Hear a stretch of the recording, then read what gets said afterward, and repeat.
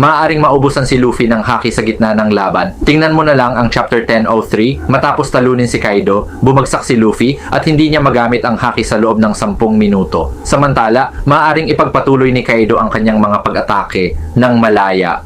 Bakit nauubusan ng haki si Luffy samantalang ang mga kalaban niya ay hindi? Talakayin natin. 1. Napagtanto ni Law na kapag gumagamit ng Gear 4 Bounceman, labis na gumagamit si Luffy ng haki. Ano ang dapat tandaan? Sa chapter 785, nang simulan ni Luffy ang Gear 4 na talunin si Doflamingo, sinabi ni Law na labis ang ginagawa ni Luffy na haki.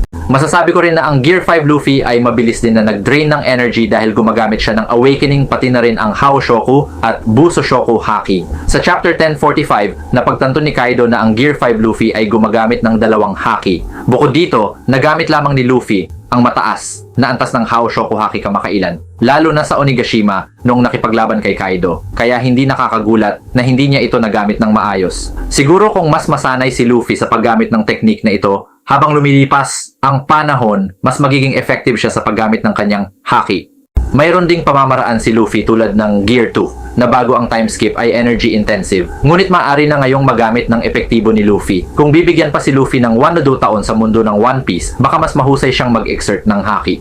Ngunit dahil nagpapatuloy ang paglalakbay ni Luffy, malamang na wala siyang sapat na oras para gawin ang isang bagay na ganoon. Kung si Luffy ang tipong nag-iisip tungkol sa epesyenteng paggamit ng kapangyarihan, baka mababawasan din niya ang problemang ito. Gayunpaman, si Luffy ang tipong pakiramdam niya ay palaging sinusubukan niya ang kanyang makakaya sa pakikipaglaban, lalo na sa isang kalaban tulad ni Doflamingo, kaya oo, hindi siya magpipigil. Pangalawa, pansinin na ang mga kaaway ni Luffy ay mas may karanasan kaysa sa kanya. Don Quixote, Doflamingo, Charlotte, Katakuri, Kaido. Ang lahat ng mga taong ito ay mas matanda kay Luffy. Si Doflamingo ay 41 years old, si Katakuri ay 48 years old, si Kaido ay 59 years old. Sa mahabang buhay na iyon, sa tingin ko ay mas sanay sila sa kanilang mga kakayahan. Kaya't hindi sila nakakaranas ng mga problema tulad ng pagkaubos ng haki dahil maaari nilang mapakilos ang kanilang haki ng mahusay. Sa katunayan, hindi lamang haki, sina Doflamingo at Katakuri ay tila nakakagamit din ng kanilang awakening ng mahusay. Bagamat maaari nilang gamitin ang kanilang awakening ng malaya, ginamit pa ni Doflamingo ang lugar ng Dressrosa sa paligid niya bilang mga thread.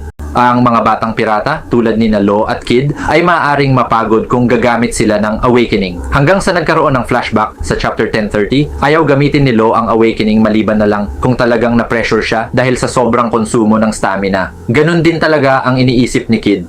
3. Konklusyon. Batay sa sitwasyon na aking tinalakay, mukhang mauubusan ng haki si Luffy dahil marami sa kanyang mga diskarte, gaya ng Gear 4, ay kilala na gumagamit ng masyadong haki. Kung bibigyan si Luffy ng time skip ng 2 pang taon, malamang na mas mahusay niyang pinagkadalubhasaan ang kanyang haki at pati na rin ang mga diskarte tulad ng Gear 5 dahil mas mahusay siya pagkatapos ng time skip sa paggamit ng Gear 2. Ngunit patuloy ang pakikipagsapalaran ni Luffy kaya walang ganong pagkakataon. Samantala, ang kalaban ni Luffy ay mas matanda at mas may karanasan kaysa sa kanya. Matagal nang hinarap ni Doflamingo, Katakuri, Kaido ang haki at ang kanilang mga kakayahan sa Devil Fruit. Kaya tila nagagamit din nila ng mahusay ang kanilang mga kakayahan.